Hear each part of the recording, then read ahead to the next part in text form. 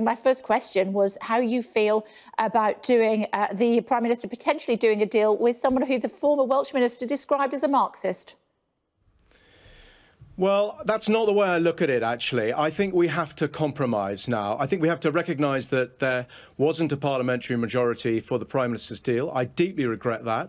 I deeply regret that a minority of my Conservative colleagues simply refused to vote for the deal, even though they were amongst the most ardent Brexiteers. And they were warned that if that happened and if the deal didn't go through, it was likely that Brexit would have to be delayed, that it might be a softer form, or even the consequences of it, that it would be ditched altogether. So they knew that very well. And the vast majority of us, of course, did vote for the deal. Some had reservations about it, but they nevertheless did so. And this minority didn't. So I'm afraid it's just the inevitable consequence of what they did. And I think we also have to recognise that the country is divided, that there was a decisive outcome in the referendum, but it was narrow. And I think actually it's the right thing to do to try and bring people back together, to secure a majority in the Commons, to honour the referendum result, but to do it in a pragmatic way. Although I'm guessing, unless both leaders, if they do manage to bring something to the House, unless they both whip MPs, it could also still fail. Well, I hope that won't be the case, because actually I don't think there's that much difference between what the Prime Minister is proposing in the deal that she has already negotiated with the EU and what the Labour Party are saying that they want.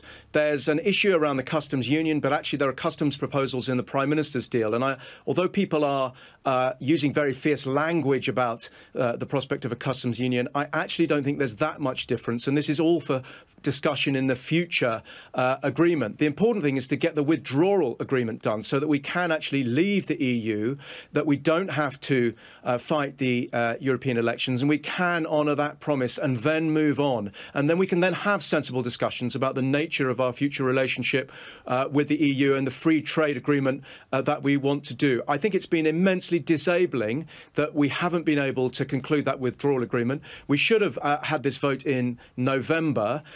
We should have left the EU by now. And it's having an impact on the economy, on business confidence, certainly on public confidence, because I think people are just dismayed that we can't reach an agreement. So I think really the Prime Minister had no option, given that she couldn't get the support of this minority of members of Parliament in her own party, which I very much regret. I'm afraid she had no option but to try and secure an agreement across the parties. And actually, I suspect that the public will welcome that if they think that we're just going to get the job done and get it done in a sensible manner. But any deal with the word customs union in it, unless it's whipped by the Conservative whips, will not be voted for by your colleagues. Well, I've been trying to point out today that the customs union proposal, which has excited a lot of controversy, does have some advantages. And I think we should at least have a balanced discussion about that, because it would still enable us to control immigration. We wouldn't be paying into the EU budget. We would be out of the EU political institutions. The only thing that would happen is that we would be part of this customs union with the EU, which means that there would be no tariffs on goods with our largest market. So there are benefits of it as well. It really isn't any kind of betrayal of Brexit, as some have suggested. It's just a way of delivering Brexit that would command business confidence. But more importantly, it's a way of delivering Brexit that would command potentially a majority in the House of Commons. And I would rather see Brexit delivered than not delivered at all. And I think that's the real risk if we go on with this parliamentary opposition, with everybody trying to get the purest and best form of Brexit they possibly can. The danger is that they let the best be the enemy of the good, and then the thing falls altogether. And I think that would be really bad for trust in politics. But how will it get a majority in the House of Commons, given that, as I said, most of your Conservative colleagues, or a good deal of them, do not think that the customs union is a good idea for a myriad of different reasons, and the DUP will not support it?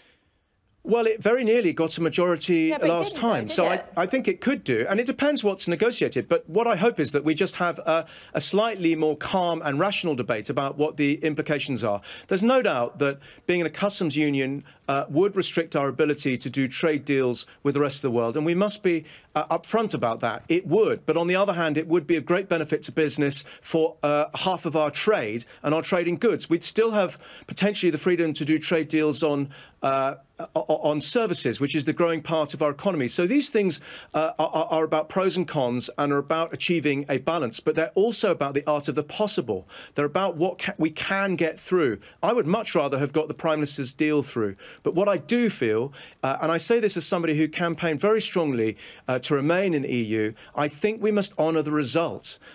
We said that we would. Most members of Parliament said that we would. And so we have to try and find a resolution that will satisfy most members of Parliament so that we can leave. Even if it's no deal?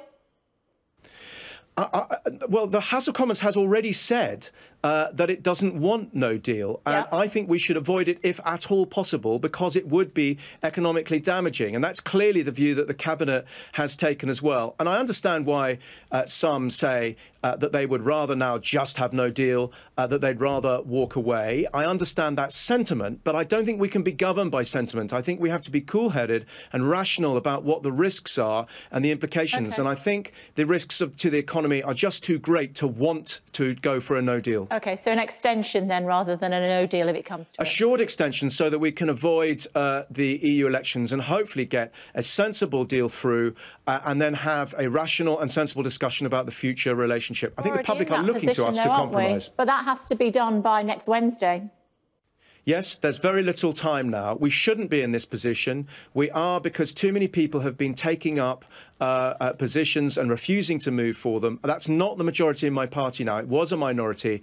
And I'm very sorry that we were driven to this. But I think the public do want us to get on with it. They want us to compromise. I think we should anyway, because, frankly, public opinion is divided on this issue. We have to find a way to implement the referendum result, but in a pragmatic, sensible manner. And I think that will be possible now, provided that everybody is willing to accept that compromise means we all have to move. OK, for now, thank you. Thank you. Still to come on the Kay Burley Show for you this afternoon, Jacob Rees-Mogg in the house and the latest sport with Bella.